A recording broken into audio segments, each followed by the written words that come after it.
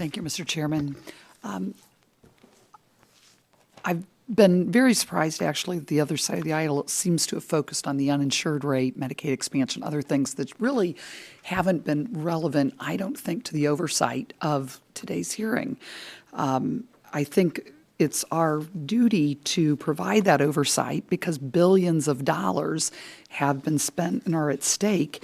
And I am very concerned about ensuring that our taxpayer dollars are spent effectively and efficiently, as I know you are, Administrator Slaver. And I'm concerned because you have indicated that the states, in Congressman Flores's testimony, you indicated that the states have their own funding at some point, that the states have their own source of funding. And so I'm curious if you would expand on those states with the exchanges when the federal dollars run out.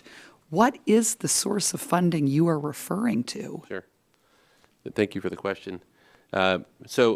Most of the states, all but I think two, have some type of assessment that they assess the health plans that operate in their marketplace. In some cases, it's a percentage.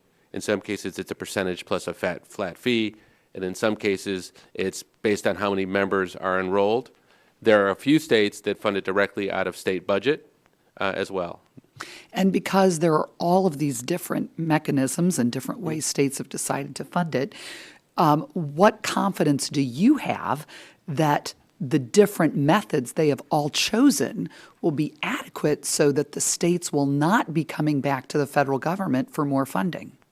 Well, I have enough confidence that I need to make sure we check twice a year, because things change with state budgets, things change with the membership, things change with enrollments, and sometimes we have to have difficult conversations with states to say to them, look, we don't think this looks like a very good future. Can you help explain to us why this makes sense? And in some cases, there's a little bit of tough love, which results in some of the changes in course that you've seen.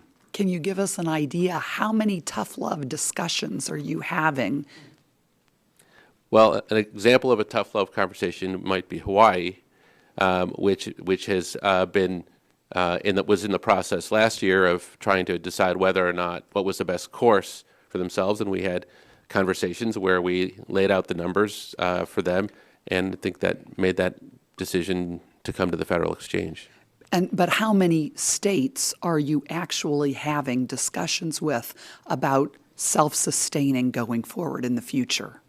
So we're having discussions with all of the states. I wouldn't tell you we're concerned about all of the states, but I would tell you that, as a general rule, the smaller the state is, the greater the amount of effort we need to focus on them to make sure that they have a plan that's sustaining them. So do you have a chart that shows how many are you're confident they've got it, we're not going to have any problems with them? We're concerned, or we're really very, very concerned that they're not going to make it. And how many people are in those different buckets? Ma'am, or states? You, Congresswoman, you must know me well. I have hundreds of charts. And I could tell. Yes. So, I think I'd say that at this point in time, we are confident that all the states are sustainable for the period of time that they need to be sustainable for. How long is that? Well, as I say, we look at least every 6 months because of budget cycles, because of membership cycles, because of costs, because of other factors. And all I can tell you is at any point in time, if we believe a state is nearing the point when we think they may not be sustainable, we talk to them. I'll give you another example. We talked to Rhode Island, which is obviously a smaller state, and this was last year or earlier in the year, and told them they needed to increase their sources of funding, and they did that. But they did that because we had this kind of dialogue with them. So we try to get out in front of the problem and prevent it from becoming a problem, along with the states, and the states have the same interest.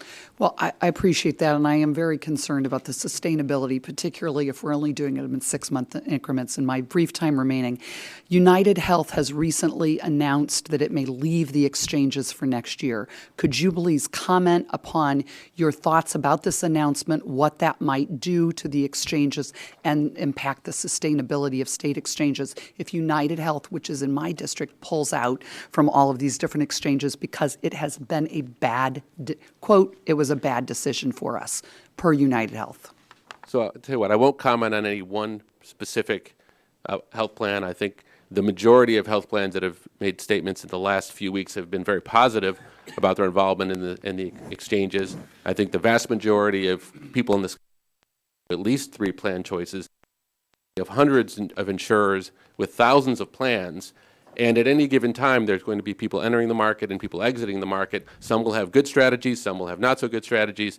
That's just how marketplaces will work as we interact with the private sector. Okay, thank you. I yield back.